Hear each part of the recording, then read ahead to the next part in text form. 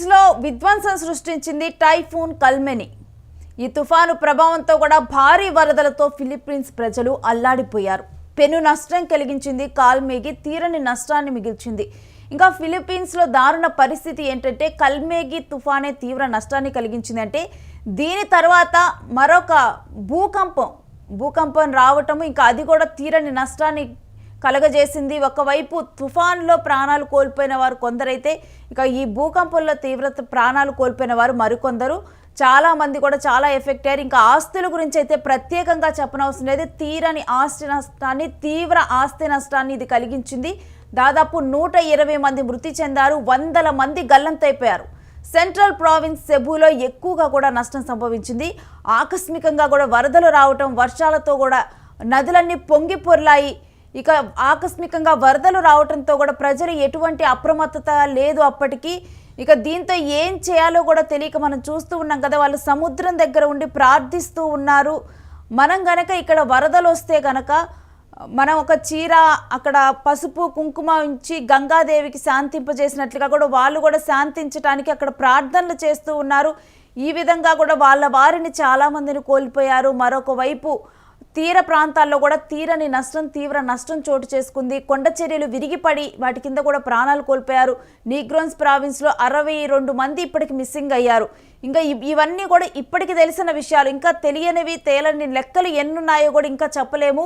Typhoon దెబ్బకైతే ఇల్లే కొట్టుకుపోయాయి. ఏకంగా కూడా ఇల్లు కొట్టుకుపోయాయి. ఇళ్ల ముందున్నటువంటి కార్లు, ఏదో బొమ్మ కార్లు కనుక అన్ని కొట్టుకుపోయినట్లు అన్ని కొట్టుకుపోయి ఒక దగ్గర కుప్పలాగా చేరాయి. ఒకదాని మీద ఒకటి కూడా కుప్పలాగా చేరాయి. ఇక ముఖ్యంగా కూడా ఈ తుఫాను తీరం దాటే క్రమంలో 120 నుంచి కూడా 150 కిలోమీటర్ల వేగంతో కూడా గాలులు వీచాయి. ఈ గాలుల ప్రభావం చాలా అక్కడ ఉన్నటువంటి ఇల్లు మొత్తం కూడా ఎగిరిపోవటానికి కూడా ఈ గాలులు కారణమయ్యాయి. ఈ విధంగా కూడా ఈ కాల్మేని తుఫాను ఫిలిప్పీన్స్లోనైతే తీరని నష్టాన్ని మిగిల్చింది. కాలనీలు అయితే భారీగా దెబ్బతిన్నాయి. రోడ్లు, కరెంటు స్తంభాలు, కనెక్టివిటీ దెబ్బతిన్నది. కరెంటు స్తంభాలన్నీ కుప్పకూలిపోయాయి. రోడ్లన్నీ నాశనం అయిపోయాయి. మనం చూస్తూ ఉన్నాం కదా, టాపులన్నీ కూడా ఫిలిప్పీన్స్లో ఉన్న హౌస్ టాపులన్నీ కూడా ఎగిరిపోయాయి. అసలు అది తీర ప్రాంతంలో లేదు. అది మొత్తం కూడా అసలు మనం చూస్తూ ఉన్నాం కదా విజువల్స్లో. ఒక్క ఇల్లు అంటే ఒక్క ఇల్లు కూడా మిగలలేదు. ఇంట్లోని సామాన్లు మొత్తం కూడా కొట్టుకుపోయాయి. నెక్స్ట్ అసలు వాళ్ళ భవిష్యత్తు ఏంటి? ఇంకా ఈ దెబ్బ నుంచి వాళ్ళు ఎన్ని సంవత్సరాలకి, అది సంవత్సరాలు అనకూడదు, ఎన్ని దశాబ్దాలకి వాళ్ళు కోరుకొని మళ్ళీ ఆర్థికంగా స్థిరపడతారు అనే విధంగా కూడా అక్కడ పరిస్థితులు మారిపోయాయి. ఖరీదైన కార్లు కూడా తుక్కుగా మారిపోయాయి. పాలావాన్ ప్రావిన్స్లోని లినాపాకన్లోనైతే తీరం దాటింది టైఫూన్. ఇంకా తీరం దాటిన తర్వాత కూడా ఇంకా ఫిలిప్పీన్స్లో సహాయక చర్యలు కొనసాగుతూ ఉన్నాయి. ఇటు తుఫాను తీరం దాటితే వాళ్ళని మరో భయంకర భూకంపం కూడా వాళ్ళకి తీరని నష్టాన్ని మిగిల్చింది. ఫిలిప్పీన్స్ అల్లాడిపోతుందని చెప్పాలి. ఫిలిప్పీన్స్లో ఇప్పుడు సహాయక చర్యలు కొనసాగుతూ ఉన్నాయి. కనీసం తినటానికి, తిండి తాగటానికి సరైన వాటర్ కూడా అక్కడ ఇప్పుడు లేవు. ఎందుకంటే మొత్తం కూడా వాళ్ళ ఇంట్లో ఉన్న సామాగ్రి అన్నీ కొట్టుకుపోయాయి. అసలు వాళ్ళు నివసించడానికి ఇల్లే లేదు. తీర ప్రాంతం మొత్తం కూడా మనం చూస్తూ ఉన్నాం. అక్కడ ఎస్పెషల్లీ కూడా తుఫాను తీరం దాటే క్రమంలో, కల్మేని తీరం దాటే క్రమంలో కూడా ఆ గాలులకి ఇల్లు మొత్తం కూడా టాప్ మొత్తం కూడా లేచిపోయింది. ఇంకా గోడలు కూడా కూలిపోయాయి. ఇంట్లో ఉన్న సామాగ్రి మొత్తం కూడా వరదల్లో కొట్టుకుపోయింది. ఇటువంటి దారుణమైన పరిస్థితులు ఫిలిప్పీన్స్లో ఇప్పుడు దారుణంగా మారిపోయింది. మొత్తం కూడా నదులు అన్నీ కూడా ఇళ్లలోకి వచ్చినట్లుగా కూడా ఆ దృశ్యాలు మనం చూస్తున్నాం. ఇదంతా కూడా మనం ఇప్పుడు చూస్తుంది మొత్తం కూడా ఆ ఫిలిప్పీన్స్లో వరద తగ్గిన తర్వాత విజువల్స్. అసలు వరద అప్పుడైతే పరిస్థితి మొత్తం కూడా నీళ్ళే. ఇళ్ళ ఎత్తు మేర కూడా నీళ్లు. ఒకవైపు కార్లు, అక్కడ పార్క్ చేసినటువంటి లారీలు అన్నీ కూడా కొట్టుకుపోతూ ఉన్నాయి. ఈ విధంగా కూడా కల్మేని తుఫాన్ కారణంగా అయితే సెంట్రల్ ప్రావిన్స్లో దాదాపు 114 మంది మృతి చెందారు. ఈ వరదల్లో 127 మంది కొట్టుకుపోయారు. ఇక అత్యవసర పరిస్థితిని కూడా ఫిలిప్పీన్ అధ్యక్షుడు ప్రకటించారు. ఫిలిప్పీన్స్లో కల్మేగి తుఫాను బీభత్సమైతే ఇంకా కొనసాగుతూనే ఉంది. తుఫాను కారణంగా సెంట్రల్ ప్రావిన్స్లో దాదాపు 114 మంది మృతి చెందగా 127 మంది వరదల్లో గల్లంతయ్యారు. ఇక అధ్యక్షుడు ఫెర్డినాండ్ మార్కోస్ కూడా ఈ మేరకు వివరాలు కూడా తెలిపారు. విపత్తు దళ అధికారులతో జరిగిన సమావేశంలో కూడా మార్కోస్ తుఫాను పరిణామాల గురించి కూడా ప్రధానంగా చర్చించారు. అనంతరం కూడా దేశంలో ఎమర్జెన్సీని విధిస్తున్నట్లు ప్రకటించారు. తుఫాను వల్ల జరిగిన నష్టాన్ని అంచనా వేసేందుకు విపత్తు ప్రతిస్పందన అధికారులతో సమావేశమై ఈ నిర్ణయాన్ని అధ్యక్షుడు తీసుకున్నారు. దేశంలో ఫిలిప్పీన్స్లో ఎమర్జెన్సీ విధించారంటే ఎంత దారుణమైన పరిస్థితి అక్కడ కొనసాగింది. దారుణమైన పరిస్థితి కాదు, ఒక బీభత్సం. ఇది ఒక ప్రళయాన్ని ఇప్పుడు తట్టుకుంది ఫిలిప్పీన్స్. ఈ ప్రళయంలో కూడా కొంతమంది ప్రాణాలు కోల్పోయారు, ఇల్లు కోల్పోయారు, నిరాశ్రయులుగా మారిపోయారు. ఒక ప్రళయం ఫిలిప్పీన్స్లో సంభవించింది. ఇక అత్యవసర నిధులను వేగంగా పంపిణీ చేయడానికి ఆహార నిల్వలు, అధిక ధరలు, ఇలాంటి విపత్తులు జరిగిన సమయంలో మనందరం కూడా గమనిస్తాము. ఫుడ్ మొత్తం కూడా పంట పొలాలు కొట్టుకుపోతాయి. మరోవైపు అక్కడ ఉన్నటువంటి ఈ ఏవైతే వెజిటేబుల్స్ స్టోర్ చేసే అవన్నీ కూడా ఇలానే నీళ్ళలో మునిగిపోతాయి. అక్కడ ఉన్నటువంటి వెజిటేబుల్స్, ఫ్రూట్స్ అన్నీ పాడైపోతాయి. ఇళ్లలో ఉన్నటువంటి ధాన్యం, వాళ్ళ ఆహార పదార్థాలు ఇవన్నీ కూడా కొట్టుకుపోతూ ఉంటాయి. ఇక ధరలు అనేవి కూడా ధరలకు రెక్కలు వస్తాయి. ఎందుకంటే డిమాండ్ ఎక్కువ ఉంటుంది, అక్కడ లభించే వస్తువులు తక్కువ ఉంటాయి, అక్కడ ట్రాన్స్పోర్ట్ కూడా దెబ్బతిని ఉంటుంది. సరే వేరే ప్రాంతాల నుంచి మనం తెచ్చుకుందాము, పక్క అది ఫిలిప్పీన్స్లో ఉన్న వేరే నగరాల నుంచి అన్నా కానీ మొత్తం ట్రాన్స్పోర్ట్ మొత్తం కూడా దెబ్బతిని ఉంటుంది. ఇటువంటి పరిస్థితుల్లో ధరలు అనేవి అధికంగా పెరిగిపోతూ ఉంటాయి. ఇంకా ధరలను నియంత్రించేందుకు కూడా అత్యవసరంగా నిధులను వేగంగా పంపిణీ చేయాలంటూ కూడా, ఆహార నిల్వలు ఉన్నవి కూడా తెప్పించాలంటూ కూడా ఇలా కొన్ని నిర్ణయాలు తీసుకుంటున్నారు.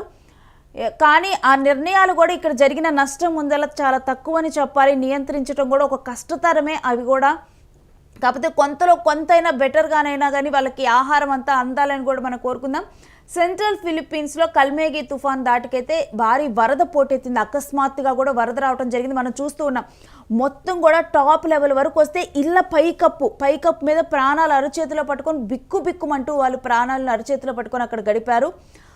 మొత్తం కూడా ఆ టాప్ కూడా, ఇంటికున్న టాప్ కూడా మునిగిపోతుందని చెప్పి కూడా వాళ్ళు ఎంత భయభ్రాంతులకు గురయ్యారంటే ఆ చివరి భాగాలు కూడా కొంచెం ఇల్లు హైట్ తక్కువ ఉన్నవైతే ఇంకా టాప్ భాగం కూడా, పైన భాగం కూడా, ఇంటి పైకప్పు కూడా నీటిలోనే మునిగిపోయింది. కొంచెం ఎత్తుగా ఉన్నటువంటి ఇల్లు మాత్రమే ఆ పైన ఉన్నటువంటి గోపురం లాంటి భాగంలో వాళ్ళు కూర్చొని వాళ్ళ ప్రాణాలు సహాయం అందేంత వరకు కూడా వాళ్ళ ప్రాణాలను కాపాడుకున్నారు.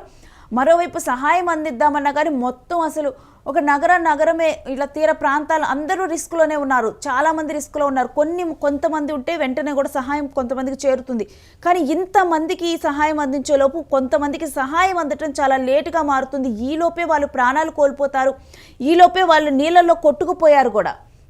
ఇంకా డజన్ల కొద్ది కార్లు అయితే కొట్టుకుపోయాయి, ఇళ్ల దగ్గర చేరిపోయాయి. ఇళ్లలోకి నీరు చేరటంతో కూడా ప్రజలందరూ కూడా ఆర్తనాదాలు చేసుకుంటూ ఇంటి పైకప్పుకి ఎక్కారు.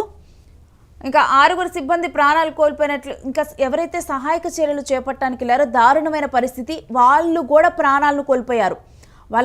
అక్కడ సహాయం చేపట్టిన వాళ్ళందరూ కూడా నిజం చెప్పాలంటే వాళ్ళ ప్రాణాలని పణంగా పెట్టే అక్కడ ప్రజల ప్రాణాలని కాపాడారు. ఆ క్రమంలోనే ఒక 6 కూడా చనిపోయారు. ఇక తుఫాను ప్రభావంతోనైతే వందల సంఖ్యలో ఎందుకంటే నగరం మొత్తం కూడా నగరాలు మునిగిపోయాయి. అక్కడ ప్రాంతాలు మునిగిపోయాయి. కాలనీలన్నీ కూడా వాళ్ళందరూ కూడా ఒక్కటే రెడ్ క్రాస్కి వందల మంది సంఖ్యలో 100 ఫోన్లు వస్తున్నాయి. ఎక్కడికి వెళ్ళాలి, ఎవరికి సహాయం చేయాలన్నది కూడా రెడ్ క్రాస్కి కూడా అర్థం కాని పరిస్థితి. ఇక 100 సంఖ్యలో ఫోన్లు వచ్చాయని కూడా రెడ్ క్రాస్ ప్రతినిధులు కూడా వెల్లడించడం జరిగింది. ఇక తుఫాను నేపథ్యంలో ప్రభుత్వం ముందస్తుగా కూడా 4 లక్షల మందిని సురక్షిత ప్రాంతాలకు తరలించింది. ఇక అలాగే దీవుల మధ్య నడిచే నౌకలు, చేపలు పట్టేందుకు వెళ్లే వారిని కూడా ఆపటం జరిగింది. ఇక్కడ దెబ్బలో దెబ్బ అంటారు, అది నిజంగా కూడా ఇక్కడ ఫిలిప్పీన్స్లోనైతే ఇప్పుడు వీళ్ళు ఒక దారుణమైన పరిస్థితికి మరో కారణం ఏమైందంటే ఈ కల్మేగి తుఫాను శుక్రవారం ఉదయానికి కూడా వియత్నాం తీరాన్ని చేరుకుంటుందని వాతావరణ నిపుణులు ఒక అంచనా వేశారు. ఇక థాయిలాండ్ వాతావరణ విభాగం ఉత్తర, తూర్పు, మధ్య ప్రాంతాల్లో తీవ్ర వర్షాల హెచ్చరికలను కూడా జారీ చేసి అక్కడ అలర్ట్ చేసింది. ఇక భారీ వర్షాలు, ఆకస్మిక వరదలు, కొండ చర్యలు సంభవించే అవకాశం ఉందని సూచనలు జారీ చేసింది. వియత్నాం అధికార యంత్రాంగం ముందస్తు చర్యల్లో కూడా ఈ మేరకు నిమగ్నమైంది. ఇక ఇదిలా ఉంటే దారుణమైన పరిస్థితి కారణం ఏంటంటే సెప్టెంబర్ 30న ఫిలిప్పీన్స్లో జరిగిన ఘటన 6.9 తీవ్రతతో భూకంపం సంభవించింది. మన విశాఖపట్నంలో మొన్ననే భూకంపం సంభవించినప్పుడు 3.7 తీవ్రతతో భూకంపం సంభవించినప్పుడు కూడా అది కొంత అక్కడున్న వాళ్ళు భయభ్రాంతులకు గురై కూడా ఆ రోజు నైట్ నిద్రపోలేదు. అలాంటిది వీళ్ళకి ఇంకా దారుణమైన పరిస్థితి 6.9 తీవ్రతతో భూకంపం సంభవించింది. ఇక ఈ భూకంపం విపత్తులో 72 మంది ప్రాణాలు కోల్పోయారు, 147 మంది గాయపడ్డారు. ఇక అనేక ఇల్లు, బహుళ అంతస్తులు అప్పటికే వర్షాలు పడి మరోవైపు నీళ్ళలో నానిపోయి ఇల్లంతా కూడా నానిపోయి అలా ఉన్నాయి. భూకంపం సంభవించడంతో కూడా ఇక పేక మేడల్లాగా భవనాలన్నీ కూడా కూలిపోయాయి. ముఖ్యంగా కూడా దాన్బంట ఐలాండ్ సమీపంలో కూడా చారిత్రక రోమన్ క్యాథలిక్ చర్చి కూడా ఒకటి తీవ్రంగా దెబ్బతిన్నది. ఇంకా భూకంపం నుంచి కోలుకునే లోపు తుఫాను రూపంలో మరో విపత్తు. ముందేమో భూకంపము, తర్వాత తుఫాను. ఈ విధంగా కూడా ఒకదాని తర్వాత ఒకటి కూడా ఫిలిప్పీన్స్ని తీరని దెబ్బతీసింది. అక్కడ ఆర్థిక నష్టాన్ని కూడా కలిగించింది. ఇంకా మంగళవారం భారీ వర్షాలు, ఆకస్మిక వరదల కారణంగా నదులు, కాలువలు ఉప్పొంగిపోయాయి. అత్యధికంగా కూడా సిబులో 49 మంది వరదల్లో మునిగి చనిపోయారు. ఇక మరి కొంతమంది అయితే కొండ చర్యలు విరిగిపోయి శిథిలాల కింద చిక్కుకొని ప్రాణాలు కోల్పోయారు.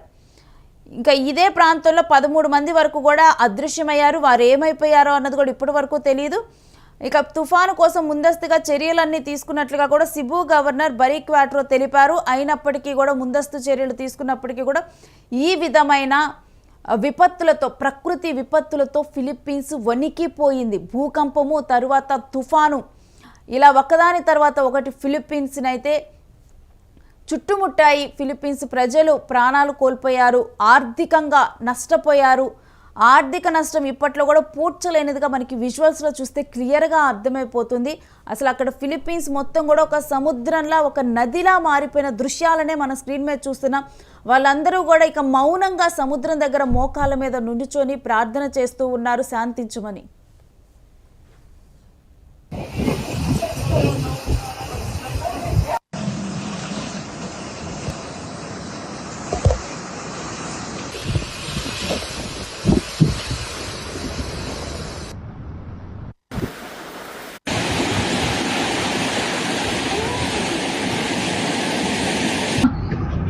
Pinanay tao soda na kanang na-trap diya tutulong ako anay. Trap na nagpunot ko liluan please. Please God. Tabang daw.